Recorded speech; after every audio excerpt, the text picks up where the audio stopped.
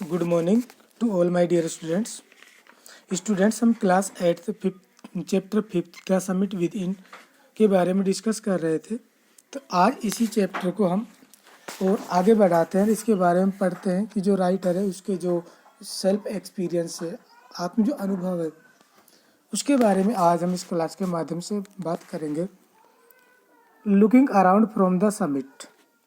Looking around from the summit अर्थात जब आप समिट पे होते हैं और वहाँ से आप चारों ओर देखते हैं, यू टेल योर सेल्फ, तो आप अपने आप को बताते हैं that it was worth while, कि जो आपकी यह यात्रा थी, जो आपने वहाँ पर चढ़ाई की, वो क्या थी? वर्थ वाइल थी। वर्थ वाइल मतलब यूजफुल थी, उपयोगी थी। अदर सिल्वरी पीक्स, और जब आप माउंटेन के ऊपर होते हैं तो वहाँ पर जो अन्य जो चांदी नुमा पीक्स दिखाई देते हैं, चोटियाँ दिखाई देते हैं, अपीयर्स थ्रू द क्लाउड्स, जो बादलों के बीच में से आपको दिखाई देती है। क्योंकि माउंटेन है, उसकी यदि हाइट की बात करें तो जो एवरेस्ट है, वहाँ से जो बादल है वो हमको ऐसा लगता है कि जैसे बादल हमारे नीचे हो, और वहाँ से आप उनके बीच में से आपको क्या दिखाई देती है? अन्य अदर जो सिल्वरी पीक्स होती है वो दिखाई देती है। इफ़ यू आर लकी, यदि आप भाग्यशाली हैं, द सन में बी ऑन देम, तो हो सकता है कि उनके सूर्य का प्रकाश आपको दिखाई दे। क्योंकि वहाँ पर इस प्रकार का वेदर होता है जिससे कि वहाँ पर जो सूर्य कभी कभार दिखाई देता है। यदि आप बहुत ज़्यादा क्या हो, भाग्यशाली हो, तो वहाँ पर आपको सूर्य का प्रकाश दिखाई देता है। द सराउंडिंग पीक्स, और जो चारों तरफ जो पीक्स होते हैं, looks like a jewelled necklace, वो आपको एक नेकलेस के अर्थात जैसे एक हीरो से बना जो नेकलेस होता है उसके भांति लगता है around the neck of your summit, अर्थात जिस समिट पर आप खड़े हुए, जिस एवरेस्ट पर आप खड़े हुए, उनके जो चारों तरफ जो अदर पीक्स हैं, वो आपको ऐसा लगेगा कि जैसे एक हीरा, आपकी जो पीक है उसने हीरो से बना क्या पहन रखा हो? एक हार पहन रखा हो। बिलो, यदि नीचे की बात करें, यदि आप नीचे देखते हैं तो you see vast village sloping into the distance, तो आपको दूर दूर तक क्या दिखेंगी? जो वहाँ पे जो विस्तृत जो घाटियाँ होती हैं, वैलीज होती हैं, वहाँ पे आपको स्लोप्स दिखेंगे, ढलान दिखाई देंगे, जो दूर दूर तक आपको दिखाई देंगे। इट इज एन एनोबलिंग, ये क्या है? एक एनोबलिंग है। एनोबलिंग मीन्स क्या होता है? आपको श्रेष्ठ बनाने वाला। एनरिचिंग, आपको बहुत ही समृद्ध बनाने वाला एक्सपीरियंस होता है। To just look down from the summit of a mountain, अर्थात जब आप एक माउंटेन के समिट से नीचे की ओर देखते हैं तो ये आपका एक एनोबलिंग और एनरिचिंग एक्सपीरियंस होगा। यू बो डाउन, आप अपना सिर झुकाते हैं। एंड मेक योर ओबिशेंस, और आप श्रद्धा का भाव दर्शाते हैं, आदर भाव। ओबिशेंस मीन्स क्या होता है? श्रद्धा का भाव। Which ever God you worship, और वो किसके प्रति? जिस भगवान की आप क्या करते? पूजा पाठ करते हैं। Okay students, I left on Everest a picture of Guru Nanak. अब जो HPS एलूवालिया जी है वो कहते हैं कि जब मैंने जो माउंटेन का जो कॉन्क्वेस्ट था, जब उसको जीत लिया था, तो मैं वहाँ पर क्या करके आया? जो गुरु नानक है उनकी एक पिक्चर को वहाँ पर छोड़ के आया। ओके बच्चों, Rawat left a picture of goddess Durga, और जो एक और दूसरे जो माउंटेनियर्स थे जिनका नाम रावत था, वे जो गॉडेस दुर्गा है उनकी पिक्चर है वहाँ पर छोड़ के आए। फूडोर जी, एक व्यक्ति है जो फूडोर जी हैं। लेफ्ट रेलिक, रेलिक मीन्स क्या होता है बच्चों? एक स्मृति। क्या होता है? स्मृति ऑफ द बुद्ध, अर्थात भगवान जो बुद्ध है उसकी एक स्मृति छोड़ के। एडमंड हिलेरी, एक व्यक्ति दूसरा है जो एडमंड हिलेरी नाम है, हेड ब्यूरिड ए क्रॉस, उन्होंने क्या किया? वहाँ पर एक क्रॉस का निशान बनाकर उसको जलाया under a cairn. Cairn means क्या होता है बच्चों?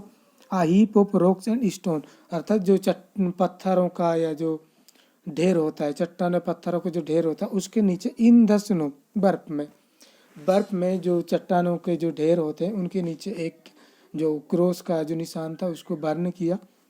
These are not symbols of conquest, ये केवल जीत के ही क्या नहीं है, अर्थात ये जो स्मृति हम छोड़ के आए थे, जो वहाँ पर हमारी जो याददाश्त छोड़ के आए थे, वो हमारे जीत के सिंबल नहीं थे, बट द रेवरेंस, वो तो केवल किसके थे? श्रद्धा के थे। रेवरेंस मीन्स क्या था? श्रद्धा, अर्थात जिन देवी देवताओं की हम पूजा करते हैं, जिनको हम अपना आराध्य मानते हैं, उनके प्रति जो हमारी श्रद्धा थी, उनके प्रतीक थे। The experience of having climb to the summit, अर्थात एक समिट पर चढ़ने का जो आपको एक्सपीरियंस होता है चेंजेज यू कम्प्लीटली, वो आपको पूरी तरह से क्या बदल देता है। देयर इज अनदर समिट, एक दूसरी ऐसी समिट सी करे, it is with in your self, जो आपका आंतरिक है। अर्थात आपके अंदर भी एक ऐसा क्या होता है, समिट होता है जिसके ऊपर आप विजय प्राप्त करना चाहते हैं। इट इज इन योर आउन माइंड, और जो ये शिखर होता है वो आपके दिमाग में होता है। Each man carries with in himself his आउन माउंटेन पीक, और जो प्रत्येक व्यक्ति जो माउंटेन पे जाता है तो वह अपना जो आउन माउंटेन पीक होता है, अर्थात खुद का जो माउंटेन पीक होता है उसको अपने साथ लेकर आता है कि वहाँ पर जो इसने स्ट्रगल किए उन पे किस प्रकार से उसने विजय प्राप्त की। He must climb to it to reach a fuller knowledge of himself, और इसे उसे अवश्य चढ़ना चाहिए। अर्थात जो व्यक्ति जो जिसके मन में इस प्रकार के माउंटेन्स होते हैं उन्हें इनको अवश्य क्या करना चाहिए, चढ़ना चाहिए। क्यों? फुलर नॉलेज ऑफ हिमसेल्फ, क्योंकि ऐसा करने से आपको अपने बारे में पूरी क्या नॉलेज मिलेगा, ज्ञान मिलेगा, अर्थात अपने व्यक्तित्व के बारे में आप पूरी डिटेल देख पाएंगे। इट इज फियरफुल, लेकिन ये कैसा होता है, डरावना होता है, अनस्केलेबल, और इसको मापा नहीं जा सकता, अर्थात ये अनस्केलेबल होता है। It can not be climb by anyone else, और इसे कोई अन्य लोग नहीं चढ़ सकते, क्योंकि जो माइंड ऑफ समिट होता है उसको केवल आप ही लोग क्या कर सकते, क्लाइम कर सकते हैं, बाकी कोई अन्य लोग इसको क्लाइम नहीं कर सकता। You yourself have to do it, क्योंकि तुम्हें खुद को ही ऐसा करना होता है। The physical act of climbing to the summit of a mountain, mountain पर चढ़ने के लिए जो आपके फिजिकल एक्ट्स होते हैं, शारीरिक जो गतिविधियां होती हैं, क्रियाएं होती है, आउटसाइड अकिन, वो इस के समान होती है। अकिन मीन्स क्या होता है, के समान होती है to act of climbing the mountain, जिस प्रकार से आप एक माउंटेन पर चढ़ते हैं उसी के बाद ही आपकी जो ये गतिविधियां होती है वो होती है।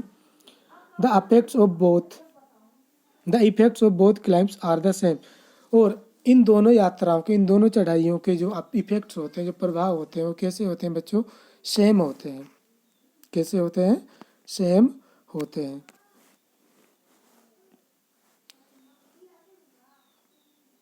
वेदर, चाहे द माउंटेन्स यू क्लाइम, जो पर्वत आप चढ़ रहे हो, इज फिजिकल, चाहे वो फिजिकल हो, इमोशनल हो या फिर स्पिरिचुअल हो, अर्थात ये चाहे शारीरिक हो या फिर संवेगात्मक हो या फिर आध्यात्मिक हो, the climb will certainly change you, लेकिन जो यात्रा है वो आपको पूरी तरह से क्या कर देगी, बदल देगी। It teaches you much about the world, ये आपको संसार के बारे में बहुत सारी जानकारी देती है। एंड अबाउट योर सेल्फ, और आप खुद के बारे में भी ये आपको बहुत सारी जानकारियाँ देती है। आई वेंचर टू थिंक, मैंने सोचने का प्रयास किया, अर्थात साहस किया। वेंचर मीन्स क्या था, करेज करना।